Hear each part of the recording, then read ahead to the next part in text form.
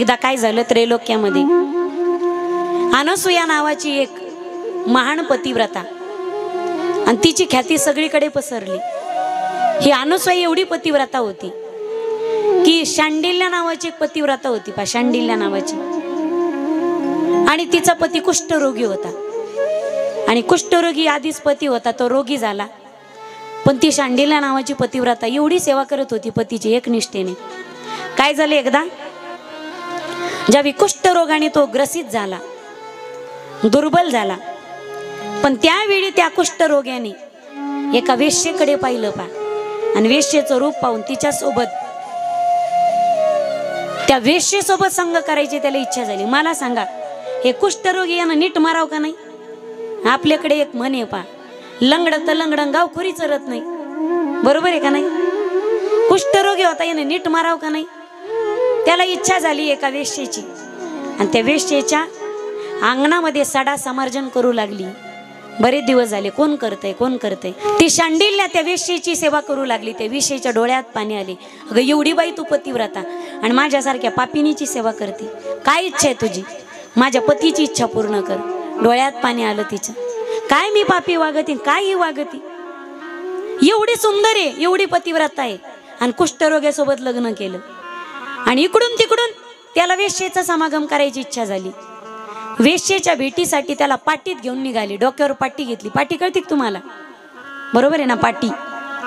पाटी घेऊन निघाली डोक्यावर, आणि पाटीत नवऱ्याला घेतला। असा झालता तो हडकुळा कुष्ठरोगाने, सगळं शरीर झडू लागलं त्याचं। आणि जाता जाता काय झालं, एक ऋषी होते, मांडव्य ऋषी, त्यांना राजाने सोळावर दिलेलं होतं, सोळावर ते बसलेले होते। पण जाता जाता हे भिरी भिरी पाहू लागलं नाही, कुष्ठरोगी भिरी भिरी पाहू लागलं इकडून तिकडं, आणि त्याच्या हाताचा धक्का लागला त्या मांडवी ऋषीला, आणि मांडवी ऋषीच्या गुदद्वारामध्ये शूळ घुसला।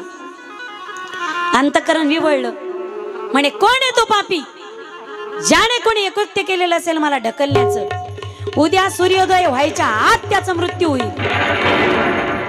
दिला का शाप, दिला का शाप। तिनं पाटी खाली टेकिली आणि कमरेला पदर खवला, म्हणे खबरदार जर सूर्या तू उगवशील तर, तू जर उगवला तुला जाळून भस्मच करीन मी, तुला ठुतच नाही। राग आला तिला, मन इकडून तिकडून लग्न करीत नव्हते, लग्न करून दिलं। पतिव्रता होऊ लागले तर पती कुष्ठरोगी, बरं त्याची सेवा करीत होते, त्याची नजर गेली वेश्येकडे, त्याला तिकडे घेऊन चालले, त्याला शाप दिला एका ऋषीनं, आता काय करू, मरू का म्हणे मी। पदरा तिनं कमराला पदर खवला, बांगड्या माग सारल्या, म्हणे तू नुसतं उग, तू उगला का तुला जाळून भस्मच करीते।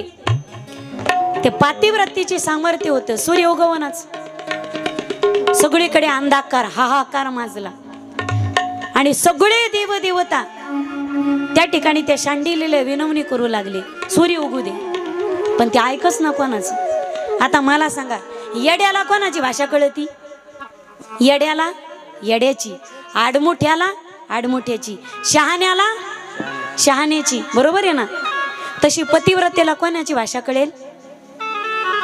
पतिव्रतेची भाषा। कोण पतिव्रता आहे? जगात एक महान पतिव्रता होती, अत्री ऋषींची पत्नी अनसूया। दुष्काळ पडला ना, अनसूया अशी साडी फेकायची, तिनं सकाळी पेरलेल्या साडी संध्याकाळपर्यंत उगवत होत्या, आणि लोकांच्या पोटाची भूक भागत होती। ज्यावेळी अनसूया माता आली आणि शांडिल्यला म्हणू लागली, त्या शांडिल्याला म्हणू लागली ती, अगं बाई असं करू नकोस, पृथ्वीचं चक्र आहे सृष्टीचं, ते धोक्यात येईल, सूर्योदय होऊ दे, सूर्योदय झाला तर जिकडं तिकडं फळं फुलं उमलतील, सूर्योदय होऊ दे। ते म्हणे असं नाही, माझा नवराच नाही तर मला काय करायचं, जगाला चाटायचं का? ती म्हणे मी पतिव्रता आहे, मी तुला शब्द देते, मी तुला वचन देते की सूर्य उगवल्यानंतर ऋषीच्या शापाप्रमाणे त्याचा एक श्वास आत जाईल, पण त्याचा दुसऱ्या श्वासाला मी त्याला जिवंत करील। पतिव्रतेची भाषा त्याला कळाली, सूर्य उगवला, आणि मांडव ऋषीच्या शापाने तो जो शांडिल्याचा पती होता तो मेला, एक श्वास त्याचा गेला, आणि दुसऱ्या शापाला तर तिने त्याच्या अंगावरती पाणी शिंपडलं, आणि झोपेतून उठावा असा तो उठून बसला, त्याला दिव्य शरीर प्राप्त झालं, शांडिल्यला आनंद झाला। ही मेलेली प्रेत जिवंत करते. धन्यवाद. मेलेली माणसं जिवंत करते अशी ख्याती सर्वदूर पसरली. आणि शेंडीवाल्या बाबाने कैलास पर्वतावर जाऊन पार्वती जवळ कळ लावून आला. हा कोण कोण? नारदजी. आता नारदजी गेले, सगळं सांगितलं. तुम्ही येतच नाही म्हणे. कशाला? तुमची आठवणच येत नाही मला. पण आईसाहेब म्हणे त्रैलोक्यात तुमच्यापेक्षा सुद्धा एक महान पतिव्रता आहे म्हणे. पार्वतीनं हातातलं कामच बाजूला ठेवलं. कोणती पतिव्रता? हो, मेलेली माणसं जिवंत करते. आत्री ऋषींची पत्नी अनसूया मेलेली माणसं जिवंत करते. अहो तिनं साडी सकाळी पेरल्या तर संध्याकाळी खायला येतात त्या साडी. आता पार्वतीला असा राग आला कनी, नारदजीने टाकली ना, कळ लावली, घासलीत टाकलं आणि चेतायच्यात निघून गेले. पाय त्यालाच कैलासवाच्या. भगवान भोलेनाथ म्हणे जय हरी, म्हणे जय हरी, जा घरी लवकर, आईसाहेब तुमची वाट पाहते. आता भोले बाबा म्हणले जिथून तू काढी लावून आलास तिथल्या बायका आपण आपल्या नवरीची वाटच पाहणार आहेत ना. तू जिथं गेला आणि तिथं कळ लावली नाही, असं आतापर्यंत झालं का कुठं? पार्वतीने फोन केला. पार्वतीने लगेच असा फोन फिरवला पाका, लगे फोन ब्रह्मलोकात सावित्रीला. सावित्रीने फोन फिरवला वैकुंठात. तिघी जणीने आपल्या पतीला पाठवलं. तिघी जणींनी आपल्या पतीला पाठवलं. श्रीहट्ट. आता धावती कथा सांगते. शेवटी काय होतं मला कळत नाही. आवाज कमी होतो आणि माझ्या घशात आलेली सूज. मला एक तर बोलायचं सांगितलं नाही डॉक्टरांनी, त्याच्यात मी कमी बोलायचा प्रयत्न करते. शेवटी व्होल्टेज जरा कमी होतं, त्याच्या सिस्टीमचा काही प्रॉब्लेम नाही. आणि आवाज कमी आला की मग इथं घशात मला वेदना होतात. त्यामुळे मी हळूहळू बोलते, तुम्ही सर्वांगाचे कान करून ऐकत जा. तिघं गेले, साधूचा वेश धारण केला. हे खरे बा म्हण नव्हते, झालेले बा म्हण होते. ओम भवती भिक्षाम देही. अनसूया आली. काय भिक्षा पाहिजे? त्यांनी सांगितलं नग्न विवस्त्र होऊन. पती गेले होते तपाला, पण कमंडलू ठेवलेला होता घरी. अडचण आली अनसूया, यातलं जल अभिमंत्रित केलेले शिंपडते, तुझ्यावर आलेल्या संकटावर मात होईल. त्यावेळी तिनं काय केलं, कमंडलूतलं जल घेतलं आणि तिने देवावर शिंपडलं. तात्काळ ती गजनही छोटी बालकं झाली. ती विवस्त्र झाली, स्वतःच्या छातीला लावलं आणि अनसूया मातेला प्रेमाचा पाना फुटला आणि तिने देवाची माय होण्याचं सौभाग्य अनसूया मातेला प्राप्त झालं. ब्रह्मा विष्णू आणि महेश्वर, ब्रह्मा विष्णू आणि महेश्वर, सामोरी बसले मला हे दत्तगुरु दिसले, मला हे दत्तगुरु दिसले, मला हे दत्तगुरु दिसले.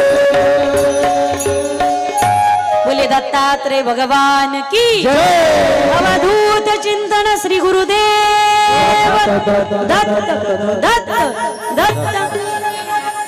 तिघही जण तिने घेतले, पाळण्यात घातले, दोरी हातात घेतली आणि अनसूया माता त्रैलोक्याच्या मालकाला पाळण्यात घालून झोका देत होती. बाळा जो जो रे, बाळा जो जो रे, कुलभूषणा अत्रीच्या नंदना, निद्रा करी बाळा दत्तात्रय अवतारा. बाळा जो जो रे, बाळा जो जो रे, कुलभूषणा अत्रीच्या नंदना, निद्रा करी बाळा मनमोहना, दत्तात्रय अवतारा. बाळा जो जो रे.